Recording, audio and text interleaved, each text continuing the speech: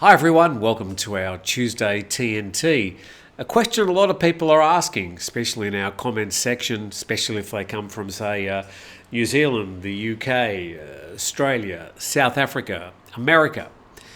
Why aren't we able to come to Thailand with a 60 or 90-day visa waiver? Why can Russians come for 90 days on a visa waiver, but we can't? What's the ideas? What's the logic behind all this? Well, certainly the TAT, the Prime Minister, the Tourism Authority, they haven't offered any particular reasons why they're sort of randomly granting these either visa waiver extensions or visa waivers instead of visas on arrival. It does seem completely random, and there doesn't really appear to be anything in the way of logic applied to this. And people are asking me, well, I'm American, why can't I come for, say, 90 days on a visa waiver? I don't know. I mean, it seems to me to be completely random. All I can do is just keep my eyes on the news as it comes out. I'll pass it on to you as soon as I know. But for now, I mean, maybe you know why. Is it something about reciprocity? Countries with reciprocal visa arrangements? That doesn't seem to make any sense either when you compare, well, what's currently available with other countries.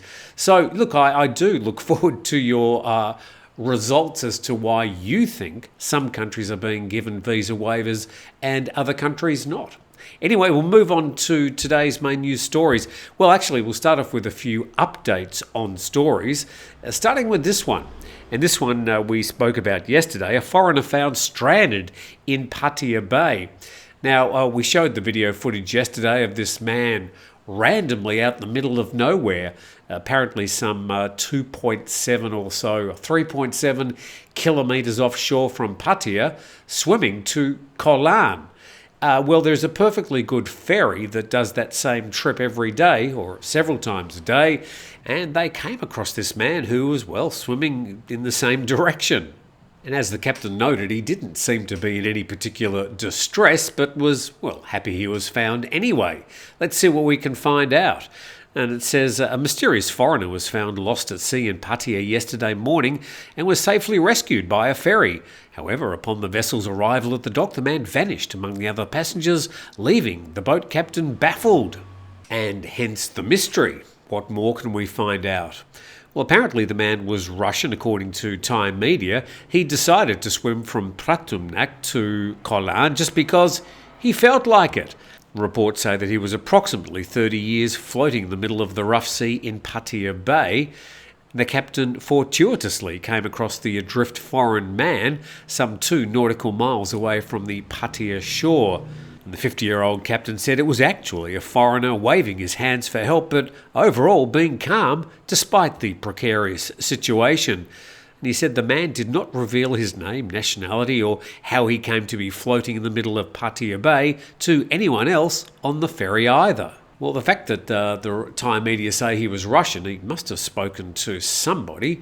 What was he doing out there? I mean, apart from trying to avoid the ferry fee to Koh Larn, I can't really think of any other good reason to be 3.7 kilometres offshore from Pattaya. Anyway, to another news update, and this reported also in the PattayaNews.com. A large amount of fake banknotes found in a room of a Taiwanese man murdered in Bangkok. And this story's been unfolding in recent days, a grisly murder, but exactly what's behind it, we don't really know. Is this something to do with his murder? Well, there's a picture of the banknotes. Well, not so much the banknotes, but it looks like the paper used to perhaps print US dollars. And Metropolitan Police told TPN Media yesterday that Thai forensic police investigated inside the room and they found 2 safe boxes. Police managed to open the safe boxes. They found lots of fake dollar bank notes, papers and machines used for making counterfeit banknotes. Police have already arrested 2 suspects, a Burmese man and a Cameroon man. However, a Vanuatu man and a Thai woman are still on the run, and it's unclear what the connection is with the fake money found and the death of the Taiwanese man. But suspects already captured claimed they were hired by the Thai woman after answering a job online to follow and extort the Taiwanese man for money. What's this, a Facebook page, an online message board? Where do you find jobs like this? Now to an update on the, well, you know what I'm going to do. I'm going to be calling it broccoli. You know exactly what I'm talking about, but I'm just trying to work my way around the YouTube algorithm. But a story reported in PattayaMail.com, and it says Thailand's 6,000 broccoli shops can stay open if they behave themselves. This follows the release of the first draft of the new Broccoli Act. Let's see what the story says. Smoking pot for pleasure is about to become off limits again, but some critics say the genie is already out of the bottle. And the Public Health Ministry has completed the first draft of a new Broccoli Act, but without automatically reclassifying the controlled herb as a narcotic. So they're not recriminalising broccoli, but given the new guidelines, they may as well. And then halfway down there it says any extract containing more than 0.2% of THC will be so listed and potentially subject buyers and sellers to prosecution. The draft makes clear that the use of the weed for medical purposes will continue and expand, but not for recreational reasons, which will become specifically off the agenda. In the short term at least, most broccoli shops in the kingdom will remain open, although they'll need a detailed license to operate and will be required to ban on-site smoking as well as the sale of broccoli buds. The new law will also list the places which cannot allow broccoli on their premises, places like cafes, retail outlets, pubs and clubs. Smoking broccoli at home or in a hotel room remains a grey area, though puffing in your own abode should technically be only for medical reasons and not to enjoy a high. I'm pretty sure most hotels will outlaw smoking in their rooms no matter what you're smoking. And critics are far from sure the new law will work. They spoke to an owner of several broccoli shops who said there's likely to be an early crackdown on unlicensed outlets, but the distinction between health and pleasure is inevitably blurred. If a guy is found smoking pot, he may say he's depressed or is in pain, but also enjoys a puff. Well, I think that's just about right. Going to be very difficult to police all this.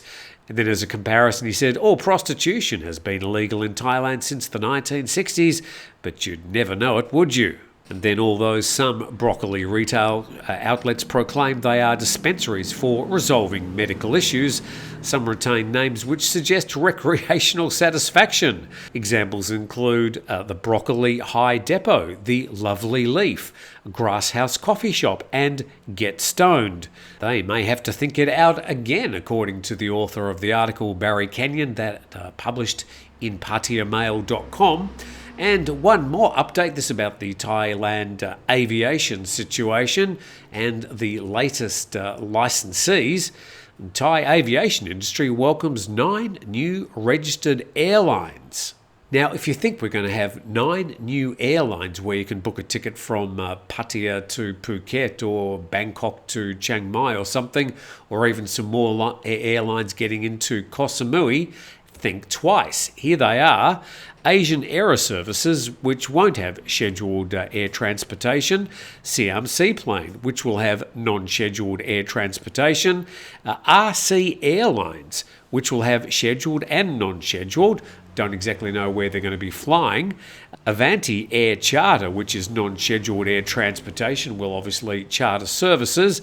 M Landark, which will have both scheduled and non-scheduled air transportation, from memory, flying small planes in the southern parts of Thailand. Bangkok Helicopter Services, which will be non-scheduled air transportation, but might be providing some sightseeing tours around Bangkok and environs. And this one, Pattaya Airways, and the map would suggest, well, we're going to be able to fly from Pattaya to places in China and India, down into Australia, and even looks like Auckland in New Zealand. But no, non-scheduled air transportation for cargo only. So it might be useful if you buy that Buddha statue in Pattaya to ship it back to Auckland. And this one, Asia Atlantic Airlines, scheduled air transportation. Again, I don't exactly know where they're going to be flying.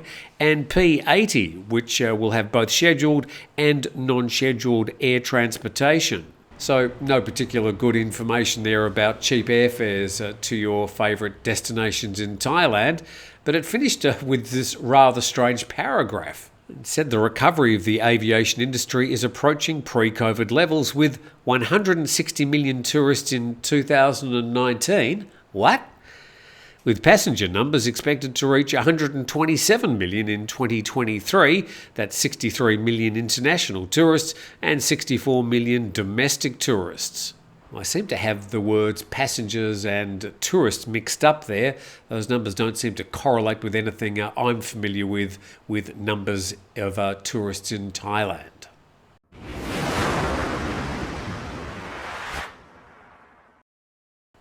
It's the TNT Tuesday program, and a big thumbs up as usual to our sponsors 5 Star Marine for bespoke chartered tours off the island of Phuket to any of the beautiful islands and locations in Phang Bay.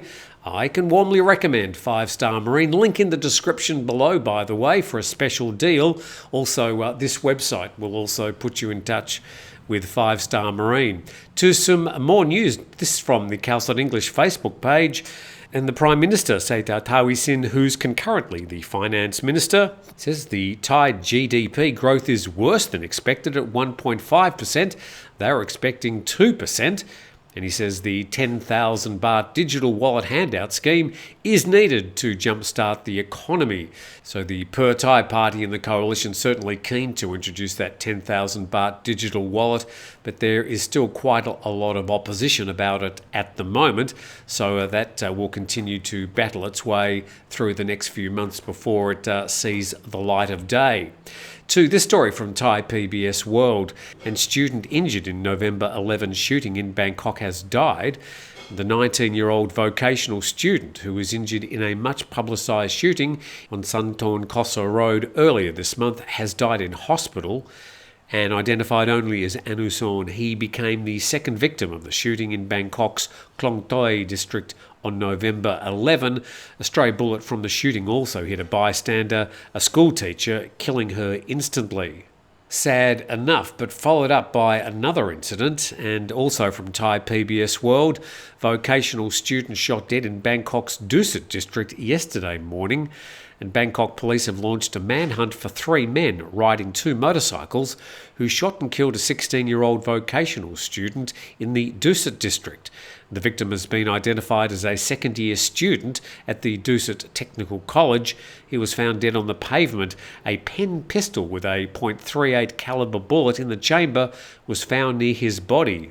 And the victim's friend said the victim told him he was being followed by 3 men riding 2 motorcycles, wearing black and full-face crash helmets. He said they stopped in the middle of the road, then rushed towards him, one wielding a knife. He then heard a gunshot and the victim collapsed. The 3 perpetrators escaped towards Rama 5 Road. And a lecturer at the college told the police that the students there have not been engaged in violent incidents with other college students for about 5 years. And whilst these incidents are widely publicised, they are in fact quite rare, and let's hope they stay that way. To this story, and it's from thePattayaNews.com, a Turkish tourist in Pattaya allegedly duped for over 100,000 baht by a woman on a dating app. And sadly, just adding this particular gentleman onto a long list of people who have been caught up with these particular sorts of incidents in the past. And narrating to police through an interpreter, Mr. Ruhan said he got to know a Thai woman through a dating app. Just about 3 days ago, they exchanged some chats before Mr. Ruhan invited the unidentified woman to visit Pattaya from Phuket to meet and hang out. You just know what's going to happen, don't you? And the two went sightseeing on Walking Street in South Pattaya. After the tour, Mr. Ruhan agreed to go to the hotel in question with the woman. Upon reaching the room, she gestured for him to take a shower. However, when he finished showering and came out, he couldn't find the woman. And he discovered that foreign currency valued around $2,100 and his iPhone 14 Pro were missing. Concerned about the loss, he promptly went to report the incident to the Pattaya police. And it said, as of press time, Pattaya police are examining CCTV footage to try and identify the woman and track her down for legal action. I'm sure that Pattaya police would have been truly shocked, having never seen anything like this ever before. Now, just a quick invitation to subscribe to the channel. Just another silly idea. Maybe if you know somebody who's thinking of coming to Thailand or likes to keep in contact with things happening in Thailand, maybe share the video with them because, well, I'd like to think it's at least a useful resource for all the latest news happening around Thailand.